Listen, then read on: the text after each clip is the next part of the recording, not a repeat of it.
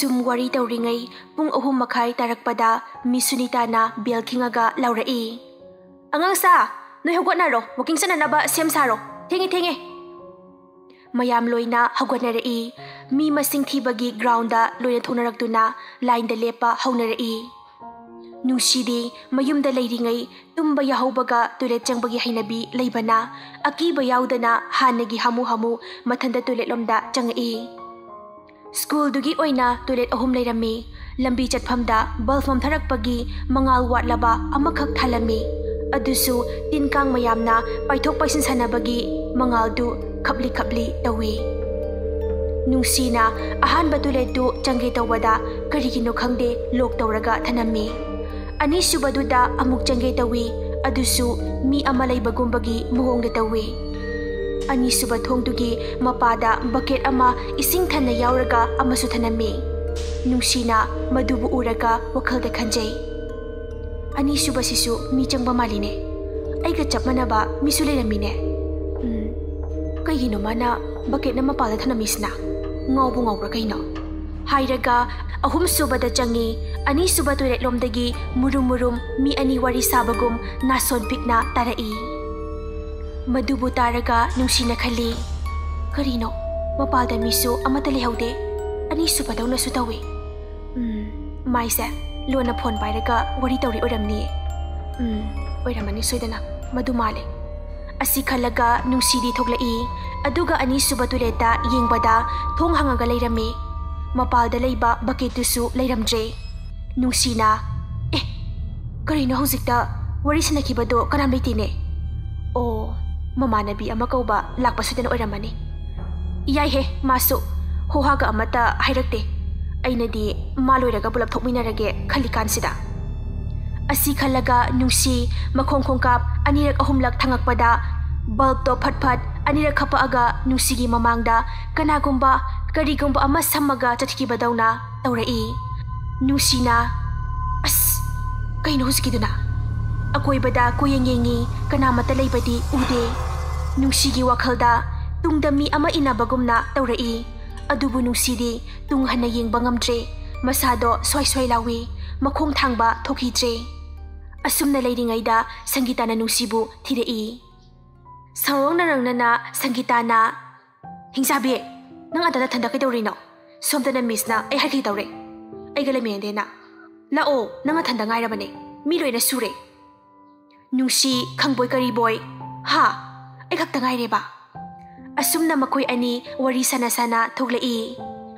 Mi Sunitana oh phare nungsi su thogle atai di loi sure ko hore leiramba lehauba yaroi ko lehauba mida punishment phangani lao getegi loina thoase. Asumna walking chena sena nungsina Sangita da hairei. Nungsina Sangita ngasai ai tholak chengaida toilet lomdagi kana tholake. Sangitana nang khaktane ngai nei se kanam tholak tei bema toilet changba bo aduk am kuibro. Nungsina ha kanam tholak te ba tholak tiye kaidorage kasu tawdeda ado aikhoi boarding leiminaba masenda bucket green machu gi sizinaba mi yawbro. Yamna pakhatna ngakna nungsina Sangita da hangla ami. Sangitana hairei yaudi yawbane kanagi noma oiramgani kawgre horen yengase adu kaidorage ba. Nungsina yamna tapna adudo ngasai toileta leiramba adugineba aigi mamangda mi atai tholakbra hangido. Sangita midi tholakpa uhaude ado kaunaramba oiramgani mapot yam chisinadabane aduga mangrena ne moy nungsidaba mi amada hekatai sinadoini. Ibema nangna adugi wabiruno thengfau thenguno taisinbirakani amo moy thokpane mailo sinjani. Mayam pula walking chenba halai boarding yaubaga nungsina Sangita ngasai baketo kanagi no mukta yengusilao.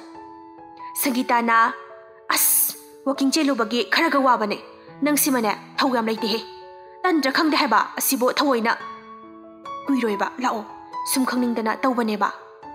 Hoi lao yengorase tande he laima ado baketuna nangonda kaidorage koigi ga hairakpra mangdana haudonga tanai haitai taibangdana bakena tanaraba. Jajani he nang siri bema. Nungsina Adugi nateba, karan tunan pungang dangangi, wadara khangde, lakta lao. Mabani wari sana mabani gi thangna bakada changa aga yengbada green machu gi bucket tu leirami. Sangeeta na tu nana ngasai dagi soli bucket sida leire tu.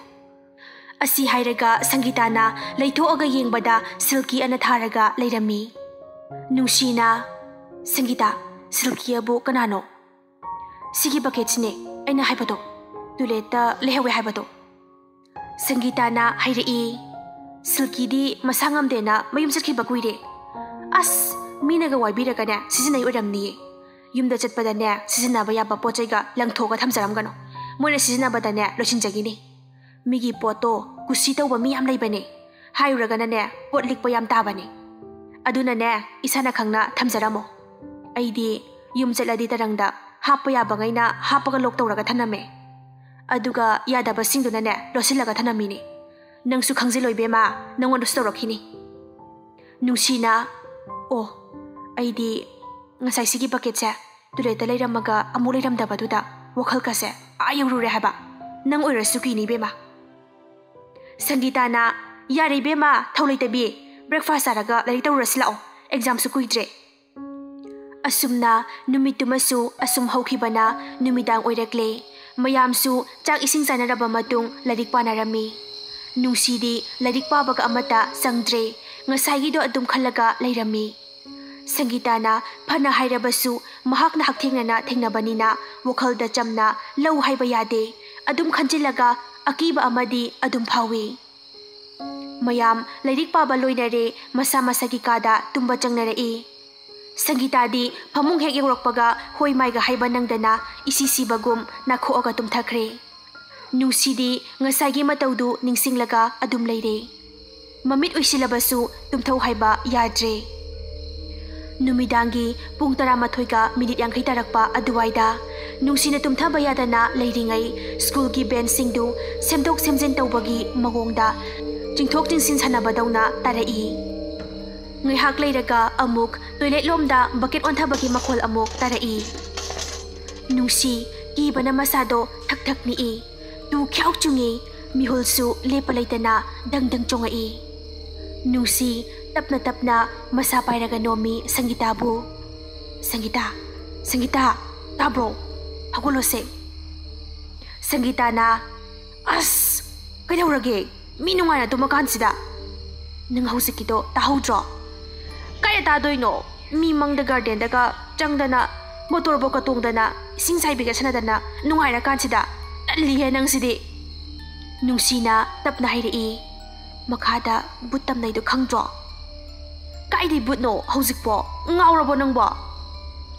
Asi hainaringai tanjaduda ikhang khangawdana makhoida leiriba kadugi tin mathak maktada haudong ani chiknabagi makhol tarai. Sangeeta na as ai sire. Ahaina lauraga nungsida chongsili khanggon sili nungsida. Nungsisu hanadagi kiraga leiri mathaktuda makhondu tabada masado khangpe khangna haipet chongkhatli. Sangeeta na chongsilakpa aduda ngakpa ngamhaudabadagi phamungi chaikhokta makoktu yaisili nungsi. Nungsi na ayoma ai sire ko kanom tawkre. Yaisinbagi chaina khangi nungsi. Sangeeta na nungsi kaidawrage kaidano yengese. Asi hairaga Sangeeta na makoktu noibi. Yam kana nairakano nai. Sangeeta ikai khangdakai hairai. Mina ngasaina sithokana ba tumhauro haidi yade. Sumtaw leiri kaigino. Kai sare hauzikte. Nungsina yari bema nang haudoga khara phagatra tawbani. Ko kairana ba oina thoi. Sangeeta nokphe tawraga hairai. Tumhauro adagi henba atai tholakchingaida. Mabani mag phagi tawraga nokminai. Haudong chiknabadusu loikhirami. Asumna numidang duma ngaihak tumtharaga nongan khiba khanghaudre. Hanagi matawgum Sunita na pung chap chabida angangsing haudorai. Nongma haukhibana nungsi khogi exam su naksilai. Aduna ayamba matamda larik pahanbana rest tawbagi matamsu yamna piramde. Parents sing lakpada hanagi matawgum toina unahandre. Exam ya naksilakpana tha amagi aroiba saneda khak unahanbanatana.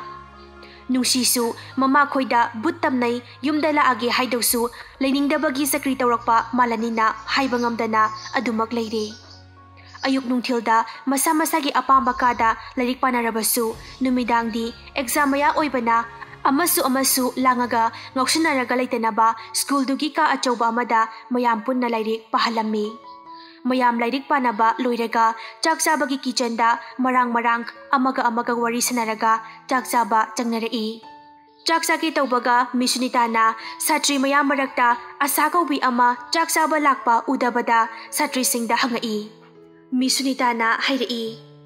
Asadi ude kaidore chak chaba thulaktrade kaidoraba jano aingondasu pau hairakte. Mamangdasu asumna chak chaba lakti haina thiraga satri nupi masa amaga nupa masa amaga tumina school gi ka amada unarambagi phaba leikhi. Madu tawramgadrana ningsinglaktuna Misunitana nuparonggi warden Sir Samuda phone tawraga pau hairami. Misunitana, Sir, somda nupi masa ama wale. Sir gida nupa masa subra chegamda tawbiyo. Sir Samuna, aikhoigidi suine, Miss. Kaidoba yaurage. Misunitana hairami. Nupi masa ama chak chaba laktaba. Ada sum hangakpani sir. Sir Samuna kumaami. Kadaga masa nungaitena leibra munna mungda check tawbiyune. Exam mayaga oire mi watanani. Hojikpu moi heronaga tumina kauthoga puthokrasala. Haiduna phagi tawrei Sir Samuna. Misunitana khangdene. Sir, aingonda sukarimata hairaktaba. Ada sum hangakpane pakhatana. Sir adudi kadaga leibra atay da leibra yengaga leilete da pawam phawzarage. Asi haina Misunita phone thami. Misunitana satringaida hangai. Angangsa noi kana matada hairamdabro. Noi khangnaba yauradi lotkano. Phajana hairo. Rikse masawi ko. Patanunga thoadi pharaktani. Asaga yam nakna loinaba mamanabi Lisada Misunitana hangai. Lisa, nangangasay karam kan phau leiminaramge. Lisana kumai. Miss, ngasay mayam lairik pabada adum yaubane. Ada madi ngasi tungana pabane. Aduga chak sabagi kitchen da lakpada kai lihorabano khangdre. Misunitana, adudi chalo kada leibra natragana tuletaga changbra hype check tawro. Mathanda tahorani. Hoi miss, aikhoi ani chatminaraga yingurage. Misunitana, hoi chalo thuna lao. Lisaga mamanabi amaga kada changaga thire leiramdre. Tuleta yengbasu leiramdabadagi kitchen da laaga Misunita da leiramdre haina tammi. Misunitana school gi founder Sir Sandada angang ama watlena pau pirami. Adudagi pakhatnaduna school gi founder Sir Sandane, founder gi nupi Madam Pakpine, Misunitane, Sir Samune makhoi marina kuthiti bahaurai. Sir Santana angang mayam lairik papham kaduda light on tawraga yengbada kadugi khwaidagi kachin thangba bench amada masa pumba phi amana pulap subsilaga karigumba ama leiba ukhi. Madu ubada Sir Santana kanano haiduna hangai. Adubu karimata hairakpa lingakpa tawraktabadagi thiminariba mayam pulap changaga phidu haigalaga yengbada asadu isisina tumaga leirami. Tauriba mayamdu asadi gyandaramde Misunitana. Asa, hogolo, karigino nang nasida tumamibadi. Asa tapna mikap thoklai aduga mayamdu ubada ngaknagi ngai. Kaidorage miss. Misunitana, kaisu tawde nang sida tumamise kaigino. Ay lairik pa balakpada tumningdana tumthabane sida. Misunitana, mayam saksabagi hagot na bada langi mayamdu karimtadaba. Asana, ay suhagwaliduti, chak saba loiraga sida amu lairik pa balakpane. Aday ay tumthakramale. Asi hairaga asadu masa normal itatadaba daw na joron paron panglonda lolai. Sir Santana, asa nang tumubagi ingangormale. Ay koise kanano khangbra hangai. Asana khangi sir. Sir Santana hairai. Pare adudi namay namikado singata tho. Aduga chak ising sathong anaba tawro. Asasu adum kumai. Oy sir.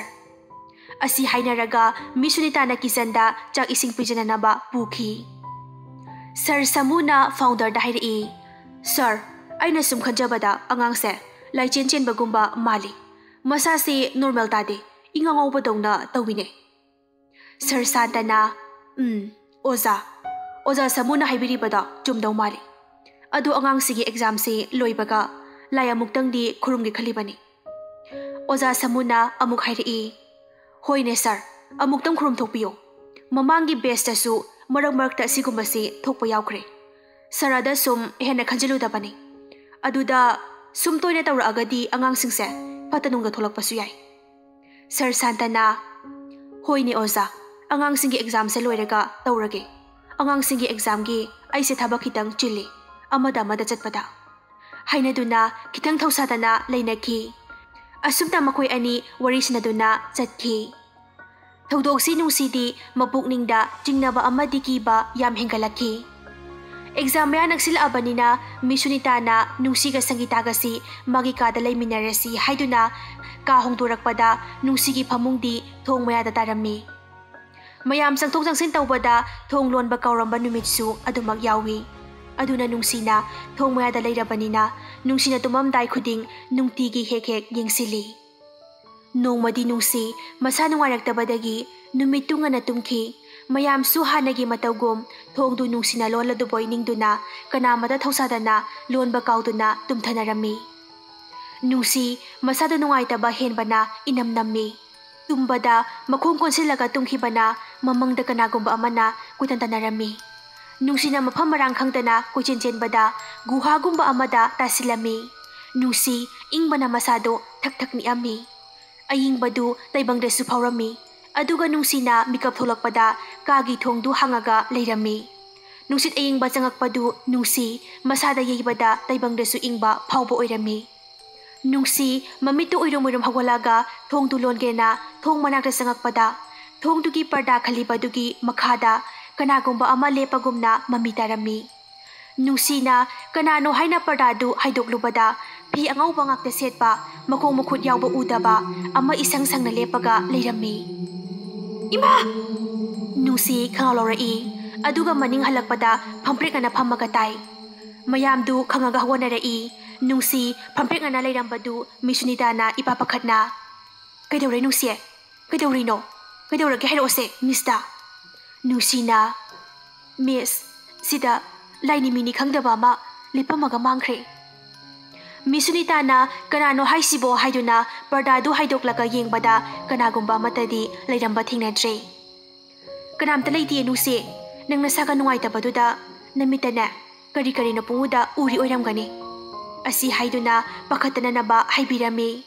Misunita yauna atay leiri mayamdu kharadi pakhanarami. Adubu misunitana thongdulon silaga hairei. Noy nga saikona sanga pakarano. Thongsi phajana check tawramba yadro. Nungsi masa ngamdrabanina kanaming sindrene. Asi hairega misunitana thinangang tharai. Mayamdu kanamata khumnarakte tumin leinarami. Tawriba matawduda khara pakhatpasu phaunari. Misunitana ngangbagi ikaibaga tumina adum leinare. Nungsi masado hanagi nungaitabaga pakhatpaga anidu punsilaga masado thak ni ami. Mayamduna kamay tawrino haina nungsida hangbada nungsina wari pumba lirami. Waridu tabada kibana kanamata tumbayanadre. Misunitana noy kinaradi ama ani punsinaraga tuminaro haibadagi makoy ama ani punsinaraga tuminare. Nongalaga misunitana wari pumba foundada tamami. Sir Santana, adudi ay may bata narukike. Laya mukta krumphong na batawsi. Asi hairaga Sir Santa may bu unaba chatki. Unaba chatpada may badu nga sidi mi atopagi thabak ama leire haibadagi hayeng kurumasi haina hairei. Sir Santa na hoy pare dudi. Hayeng du lakpiro asi hairamaga Sir Santa halai. Numitu satra satri mayamdu kinaduna makoy ani ahumdagi tadana punna laiminaba chatminaba haure. Matamdi sumhaukibana numitugi numidang yoksilai. Satra mayamdu bulf arayba makay tanggatuna punna amaga paminaduna lairik paba haurami. Apaba ama anina parabasu ayambana lairik pabaga amadasangnade ibana masasingdu sway launa lainarami. Somda Sir Santagi nupi Madam Pagpi makoy gi yumsu school gi campus manungdadi adumlay. अदुबु इसिंग kitchen toilet न चिंगबदी सत्रसिंगा पुंदे तोंगाना सिजनई madam पाकपी होगी toilet युमगी first floor की मताई काचिन अमदा नपगा Sai madam पाकपी दु चाक इसिंग तोकलबा मतुंग करी सुखनना toilet lucky toilet तु yum मथक्ता लैबना करी सुखनना लाअमी थोंगदुगी मनाक यौसिलकपदा मैदु मुतखी मैडम पाकपीना स्कूल दुगी चकुइदार ओइनासु लैबा तामोहन कौरगा हाइरई तामोहन ताब्रो जेनेटर दो मुक्ता ngangbiro मै मुतख्रे अंगांसिंग लोइना मै मममनिये असी हाइरगा लैथोरकपदा मैडम पाकपी नकंदा मकोक याउदबा अमा ममी सामी लेपगा लैरमी मैडम पाकपी खंगालोरमलगा वानथरगा लैमाइदा हाइथेखी तामोहनसु जेनेटर दु थुना nganglमलगा कैनोम तौख्रे हाइदुना चेंसिलाई सर शांतसु तारदुना कैदौरगे खल्लदुना चेंथोरकपदा मैडम पाकपी वानथरगा लैबदु उरे पंथब तौदना परप्रप चेलगा मैडम पाकपीबु मसादु हुगटपी अदुगा फमहली सर शांतना तामोहन इसिंग खिता थुना पुबिरो नोय मैडम से कैनोम तौख्रेने तामोहनसु किचन दा चेंसिलगा खुजाई अमदा थकपा याबा इसिंग पुरगा लाई सर शांतना लौरगा मैडम पाकपी की मकोकता इसिंग खरा थारगा खरा मना ममाइदा खिक्सिनबिरामी मैडम पाकपीदु ममितु खबली खबली पांगाई सर शांतना ज्ञान खरा तारब्रा हाइरगा इसिंग खरा पिथई सर शांतना मैडम पाकपीदु बेडरूम दा पुसिलगा बेड तपना हिफल्ली अदुगा सर समुगा मिसुनितागदा कॉल तौरगा ngasiगीदी अंगांसिंगदु लाइरिक पाबा लोइसिलहल्लो हाइरमी सर समुगा मिसुनितागसु अंगांसिंगदु लाइरिक पाबा लोइसिनारो हाइदुना मागी मागी कादा चंगहनखी मतुंगदा मिसुनितागा सर समुगा सर शांतगी मनाक्ता लागा हंगमी sir समुना sir कैदौबा यावरगे sir Shantana नोय madam से कहीं फतब थेनरुरा माले तू मसा से ग्यान तादबदौना तौरीसे सर समुना सर अदुदी ओजा माइबा मतंग कौरगा येंद्रगदी याररोय कमाय तौसिगे सर शांतना होय होय कौरगा येंहलसी अदो मिसुनिताना खरा सिनाबिरामो सर समू इबानी हेक्ता चलसी मिसुनिताना सर अंगांसिंग अमता कौबिरामो इथंदा नुंगाइत्रे होय होय आई नुंसी होयदा हाइरमगे सर शांतना नुंसीगा संगीतागसु मिसुनितागा मैडम पाकपीगी मनाक्ता लैरमु हाइना सिनारमगा ओजा माइबा कौबा चटख्रे सोमदना मैडम पाकपीदु बुट अमगी थवाई चंगमी मसादु थक थक निअगा चोरोन परोन पंगलोंदा लोलई मैडम पाकपीना आई जटके आई भागनो आई होना ये पपिरकनो जिनसे कैनोमदा चानिंगे हाइना पंगलाउदा लाउरई मिसुनिता नुंसी संगीता मोय अहुमसु कीबना मसासिंगदु हुमांग कांखली अदुगा मैडम पाकपीगी मखुत नामा अमना नुंसीना नामा अमना संगीताना मिसुनिताना मनिंगदगी कोलमी मैडम पाकपी चटिगदौबगी कन्न होनै अदुबु मखोय अहुमना फाबना चटपदी ngamde मैडम पाकपीना आई मी जानिंगिगो आई मी जानिंगिगो हाइना मसादु निकपा हाइबा लेंग भाउरई मधु उबदा संगीतादी कीबा हेमनबगी मैडम मैडम नुंसी मिस कैनो तौइसिबो आई कीबना याद्रे असी हाइदुना अमदा मुकौ मैडम पाकपीगी मसादु पाइबोय पाइदबोय चेंदौबै मवोंगदा कन्न कपई मिसुनिताना संगीता करीम तौरोये मखुतो पाइदा पायु तंजासिदा सर सामुगा सर शांतगा ओजा माइबा मपुरगा गाड़ी थौजिलाई ओजा माइबदु चंगकपदा मैडम पाकपी सप्त्र तौरई मसे चंगलगनो हाइदुना उराउ थराउरई ओजा माइबना वरी पुंबा सर शांतदगी तारबनिना सीतरोमगनी खंगना तरेल मसा तिंगोय अतै लाई खुरुंबदा चंगदबा ओजा माइबना सिजनगदबा सिंग मसाना खंगना लोइना पुरागा लाअमी ओजा माइबना तरेल मसादु पाइरगा मचिंदा मंत्र खरा सोलगा मैडम पाकपीगी मसादा थारमी सप्त्र कलंबा मैडम पाकपीदु खितंग तपथखी ओजा माइबना करिगिनो नंग ताइबंग मियोइबदा चंगगा अवावा पिरिबसे मैडम पाकपीदा लैरिबा बुतुना हाइरई अइगी सानाफम अइगी लैफम ताइबंग मिना थुवाइबगी अये पपिरकपगिनी ओजा माइबना फरे अदुदी नंग करी पामी अदुगा चलो नहनफमदा नोइगा ताइबंग मी अखोइगा पुना लैमिनाबा यादे बुतुना अदुदी अइगी अपामा पिबंगमगद्रा ओजा माइबना Hairo hairo. Piba ngambadi pini. Ngamoidabadi piroi. But aduna mi makok singlu sage haina hairi. Oza maibana. Aduna taba ama hayo. Adudi ngamoy. But aduna makata na hairi. I thokpa masage. I thokpa. Oza maibana. Pari. Yen la ngara ama pirage. Matungdi amuk laaganu. Amuk hairakpa yaroy ko. Haiduna taril masa tauraga mantra sonduna Madam Pakpi ki masada kanthabada Madam Pakpi du masadu beta phadrak tarai. Oza maibana masado khara lakna bagi chokthoragani. Potha halo nongalaga gyan tarakani. Asi hairaga Sir Sandada yen ama purau leigadra hangai. Sir Sandana hoi oza maiba purake. Aikhui khara loibani. Adagi ama hekta puraage.